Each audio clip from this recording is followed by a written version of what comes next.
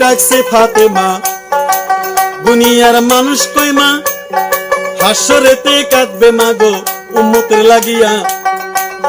সেই ফাতেমার কাহিনী কি বলিব আমি, মা জগতে ফাতেমার কিছু কাহিনী বলিব রে। বুকের দরদি আমার জগৎ ফাতেমারে, জগৎ ফাতেমা। ওই যে রাস্তার ভিতরে একজন ফকিরের সাক্ষাৎ পাইছে, এই ফকিরকে কিছু টাকা দিতে হয়, 3 দিরহাম দিতে হয়। হযরত আলী কয় আমি টাকা দেব কোথায় থেকে?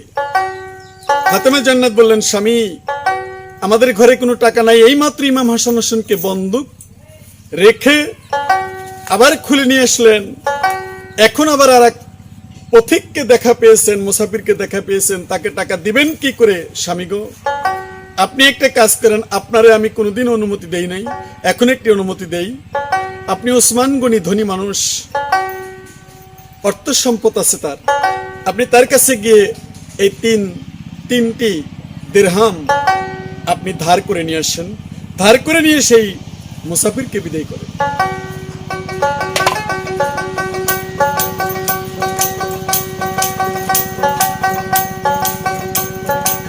দরদি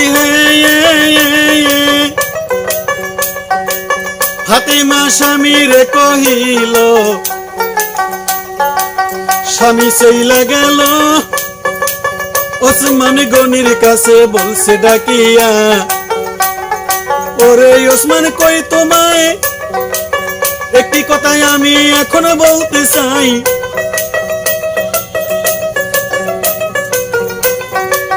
ও গো ওসমান কই তোমায় একটি কথা বলতে চাই, আমারও 3টি দিরহামের প্রয়োজন হইছে রে। আমি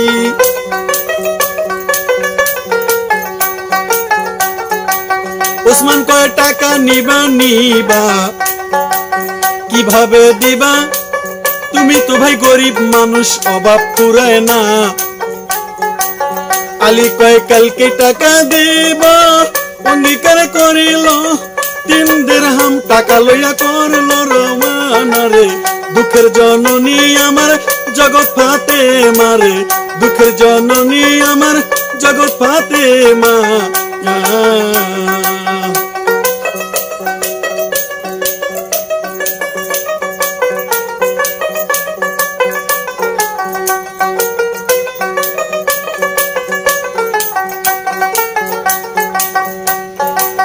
টাকা লইয়া ওই মুসাফিরকে আলী দেয়। আলী এবার দান করিল ভাই, ওই টাকা লইয়া মুসাফির বিদায় হইয়া যায়। এবার পরের দিন আসিল, টাকা দেওয়ার দিন এসে গেল। হযরত আলী ফাতেমারে বলছে ডাকিয়া গো বিবি, কেমন করে টাকা তারে দিব গো? দুঃখেরই কপালে দুঃখ দিও না রে, এমন দুঃখ নিয়ে আল্লাহ জগৎ মা রইছে রে। আমি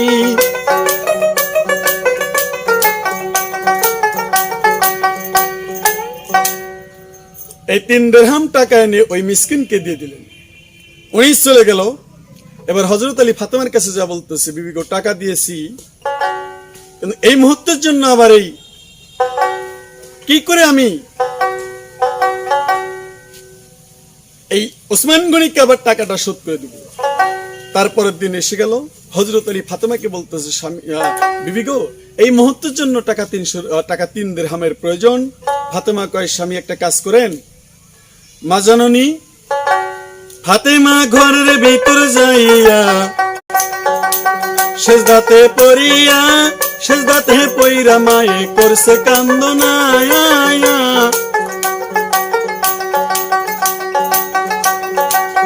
কান্নার আওয়াজে আর সেজাই চলে, ফাতেমাকে আল্লাহ কয় ডাকি আরে মাগো।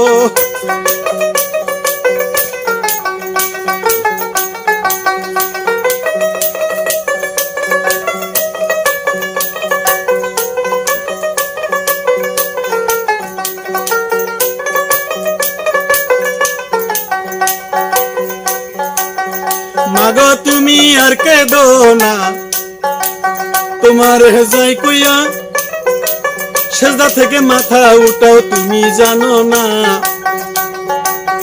তোমার যায় নামাজের নিচে দুটি একটি ফল গেছে চলে, ওই ফলটির ভিতর মাগো অমূল্য ধন রইছে রে, দুঃখের দরদি আমার জগৎ ফাতে মারে, দুঃখের দরদি আমার জগৎ ফাতে মা।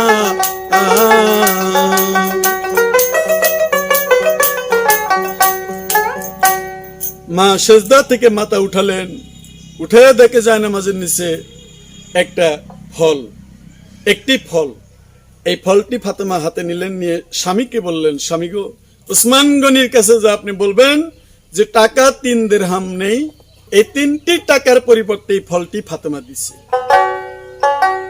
হযরত আলী কয় 3 টাকার বদলে যদি ফল ওসমান নিতে না চায়, বলে যদি নিতে না চায় তাহলে ওসমান গনিকে বলবেন এই ফলটা যেন ভাঙ্গে, ফল ভাঙলে ভিতরে ওসমান গনি লক্ষ্য করলে সে আর টাকা চাবে না।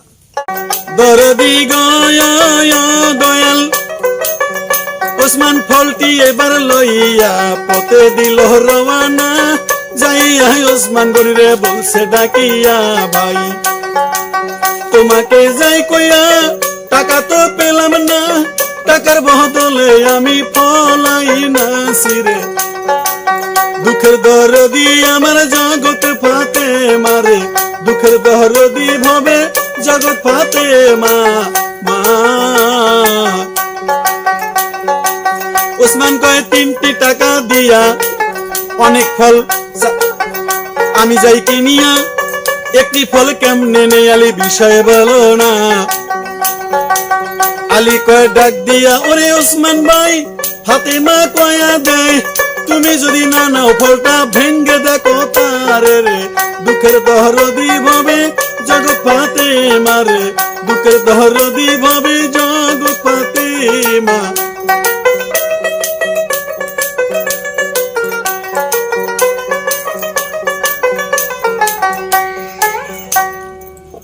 ভাই ওসমান, ফলটি যদি তুমি না নিতে চাও, যে না 3 টাকার বদলে একটি ফল নিলে আমার ঠকা হয়, তাহলে ফাতেমা কইছে ফলটি একটু ভেঙ্গে ভিতরে লক্ষ্য করলেই আপনি বুঝতে পারবেন।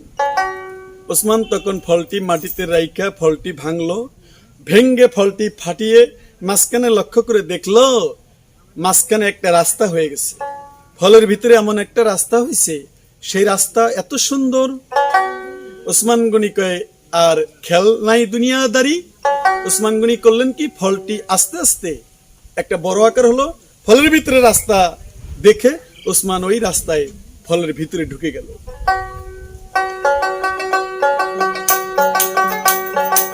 দরদি রাস্তায় ওসমান পাইয়া যাইতেছে চলিয়া, হাই রে আল্লাহ বুঝি ফলের ভিতরে, ফলের ভিতরে ওসমান গেল ঢুকে, ফলের ভিতরে ওসমান ঢুকে, এত সুন্দর ফল ফুলের বাগান রইয়াছে রে, দুঃখের দরদি আমার জগৎ ফাতে মারে, দুঃখের দরদি আমার জগৎ ফাতে মা। ওসমান গনি অনেক দূর হেঁটে গেল, ক্ষুধার পিপাসা লাগলো, এত সুন্দর সুবাগান রয়ে গেল, যাইতে যাইতে একটা হোস্টেল দেখতে পাই, ওসমান গনি মনে মনে ভাবছে তাই, এই হোস্টেলে আমি খাওয়া দাওয়া করব রে, দুঃখের কপালে মানুষ দুঃখ দিও না রে, দুঃখ দিও না, দুঃখেরই কপাল ভাঙিবে চিরকাল।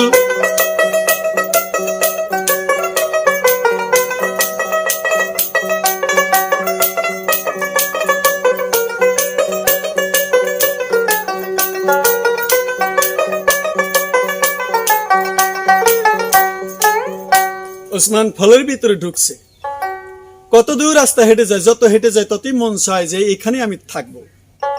যাইতে যাইতে ওসমান গনির ক্ষুধার পিপাসা লেগে গেল, দেখতেছে রাস্তার সাইডে একটা হোস্টেল, হোস্টেলের ভিতরে, হোস্টেলটা স্মরণের গোড়া, মানিক মুক্তার ভিতরে সাজানো। হোস্টেলের ভিতরে ঢুকে গেল, ক্যাশ বাক্সতে বসে আছে মেসিয়ার। ভিতরে যা দেখতেছে চেয়ারগুলিও স্মরণের, টেবিল যে টেবিলে হোস্টেলে খাবে সেই টেবিলটাও স্মরণের। দুজন মেসিয়ার এসে কয়, আপনি খানা খাবেন? ওসমান গনি কয়, হ্যাঁ, ক্ষুধার পিপাসা নিয়ে এসেছি, খানা তো অবশ্যই খাবো। দুই মেসিয়ারে ভিতরে গিয়ে এক প্লেট খানা এনে দিলেন। এই প্লেটটাও স্মরণের প্লেটের ভিতরে খাইতে দিচ্ছে সুস্বাদীয় খানা, এত সুন্দর স্বাদ যা ওসমান গনি কোনোদিন পৃথিবীর বুকে এত সুস্বাদের খানা খান নাই। সে হোস্টেলের ভিতরে সেই খানাগুলি ওসমান গনি পেট পুরে খাইলেন। এত সুন্দর খাইলো আর প্রশংসা করতেছে, মাওলা দুনিয়াতে এত সুন্দর খানা আমি কোনোদিন খাই নাই, আজকে এই হোস্টেলটা কার, এত সুন্দর সুন্দর খানা পাক হয়। পাপি মুখে কি বলবো পাক পাঞ্জাতনের কথা গো, মা জননীর কথা কেমন কইব, মায়ের কুদরতের ভেদ তুলনা নাই সাথে, এই ভেদের কথা জানে কয়জনের।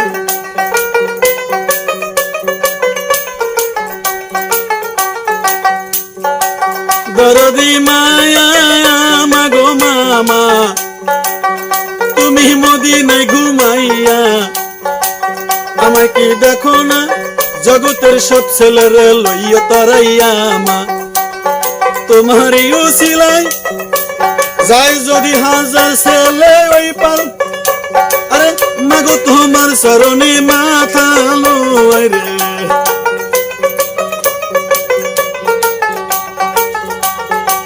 দরদি হে খানা খাওয়াই ওসমানের শেষ হইল, মেসিয়ার দুইজন কহিল, মেসিয়ার দুজন বলিল, এই প্লেট এই গ্লাস আমরা কাস্টমারকে দেই গো। খানা খাইছেন আপনি, প্লেটটা লইয়া যান না এখনই, এর ভিতরে আর কেউ খানা খাইব না রে, দুঃখের দরদি আমার জগৎ ফাতে মারে।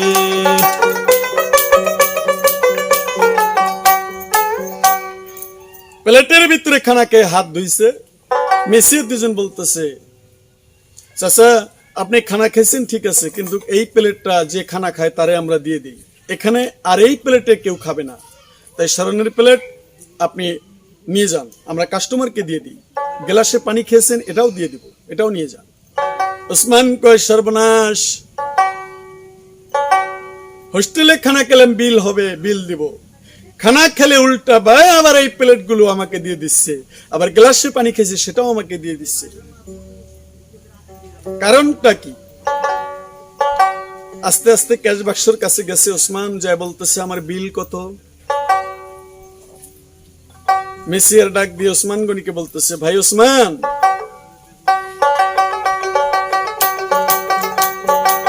তোমার বিল দুনিয়ায় যদি দিতে চাও দুনিয়াতে শোধ হয়ে যাবে, এখানে দিতে ভাই পারবে না রে ওসমান, কিভাবে দুনিয়াতে দেই আমি একটু জানতে চাই, কিভাবে দুনিয়াতে দেই আমি একটু জানতে চাই। মেসিয়ার কই, হযরত আলীরে 3 টাকা দিয়েছিলে তুমি রে দরদি মা। ভাই দুনিয়াতেই বিলটা নেওয়া হয়ে গেছে, এখানে আপনি বিল কি করে দিবেন? ওসমান কয়, কিভাবে? বলে দেখেন, হযরত আলীকে 3 টাকা দিয়েছিলেন, এই 3 দিরহাম দিয়েছিলেন, এটার থেকে আপনার এই বিল পরিশোধ, আপনি কি রাজি? ওসমান কয়, 3 টাকা নয়, 3000 টাকা দিলেও আমি যে খানা খাইছি তারও দাম হইব না। ধন্যবাদ। ওসমান গনি ভাবতে ভাবতে চিন্তায় জর্জরিত হয়ে গেল, হোস্টেলটা কার? বের হয়ে কিছু দূর আসার পরে মনে পড়ে যায়, দেখি হোস্টেলের গায়ে লেখা থাকে, সাইনবোর্ড থাকে। ওসমান ঘুরে যায়, লক্ষ্য করে দেখতেছে সাইনবোর্ডে আছে লিপিবদ্ধ করা, আছে যে লেখা, সেই লেখায় ওসমান যায় রে পড়িয়া। ওসমানও দেখতেছে সাইনবোর্ডে উপরে লেখা আছে মা ফাতেমার এই বেহেশতি হোস্টেলে আমি।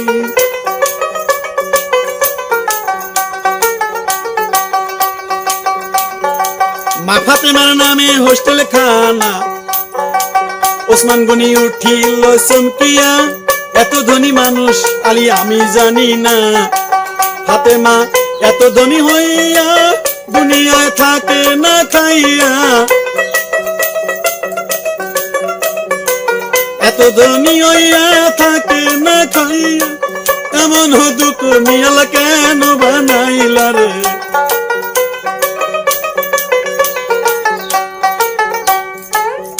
ওসমান কয় এত ধনী মানুষ, হে আল্লাহ তাদেরকে আবার এত গরিব বানাইলা, কারণ কি? মেসিয়ার দুজনের নাম ইমাম হাসান হোসেন, সাইনবোর্ডে লেখা। আর ক্যাশবাক্সতে হযরত আলী বসে আছে, ভিতরে খানা পাক করতেছে হোস্টেলের মা ফাতেমা জান্নাত। এনারা 5 জন এই পাক পাঞ্জাতন।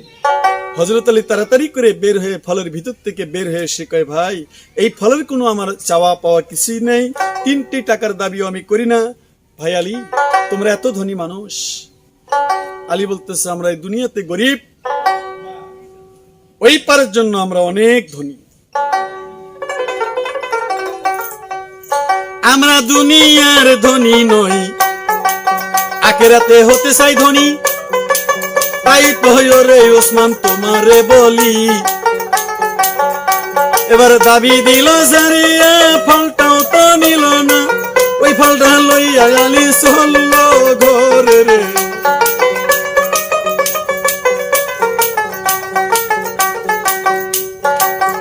মাগো মায়া ফাতেমার কাছে যাইয়া, ফলটি দিল তুলিয়া, ফাতেমা ফলটি লইয়া কাঁদতেছে বিনায়া। কান্দে মা ফাতেমা ফলটি লইয়া, আল্লাহ তোমার ধনী আমি চাই না দুনিয়ায় রে। দুঃখের দরদি আমার জগৎ ফাতেমা রে।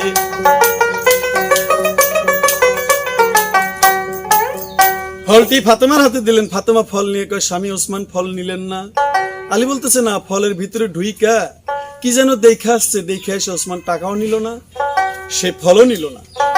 মা ফাতেমা 2 চোখের পানি ছেড়ে জায়নামাজে পড়ে ফলটি জায়নামাজের নিচে রেখে কয়, আল্লাহ তোমার সম্পদ তুমি নিয়ে যাও, আমার বলতে কিছুই নাই, তুমি হাসর ময়দানে আমাকে দিও। ফলটি আবার আল্লাহ পাক নিয়ে গেলেন। এরকম মা ফাতেমা জান্নাত দুনিয়ার ছিলেন গরিব, আখিরাতে ছিল ধনী। ফাতেমা, হযরত আলী, পাক পাঞ্জাতন ইমাম হাসান হোসেন, এই 5 জনের কাহিনী আমি শুরু করেছি। এবার 7ম খণ্ড আপনাদেরকে আমি দেব। দরদি হে